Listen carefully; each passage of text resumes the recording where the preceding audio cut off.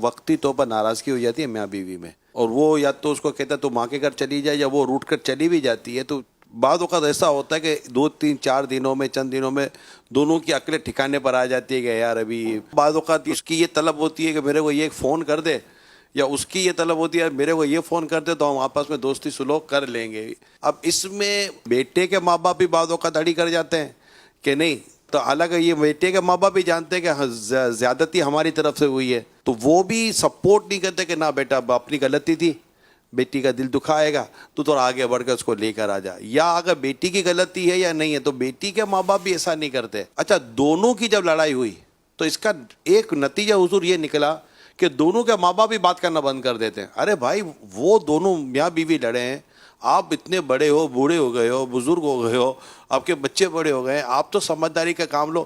تو اگر یہ بنانے والی بات کہ کسی صورت گھر بنے, گھر ٹوٹے ہی نہیں, اور یہ دونوں کے والدین اگر اپنا یہ رول ادا کرے نا اور اپنی انا کو فنا کریں اور بچوں کا گھر بنائے, ورنہ تو ہوگا یہ گھر ٹوٹ جائے گا.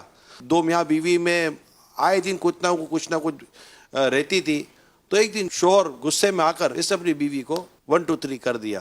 اب گھر تو ٹوٹا, جو سب سے زیادہ جو متاثر ہوا نا فرد, وہ چھوٹا سا بچہ تھا جو دونوں کے درمیان میں تھا. اچھا, لڑکی نے وہاں دوسری شادی کر لی, لڑکے نے یہاں دوسری شادی کر لی. اس کتاب میں نے پڑھا تھا کہ لڑکا دور کے کسی رشتہ دار کے بعد پلا بڑا, وہ جانتا ہی نہیں تھا کہ میرے ماں باپ کون اور میرے رشتہ دار کون.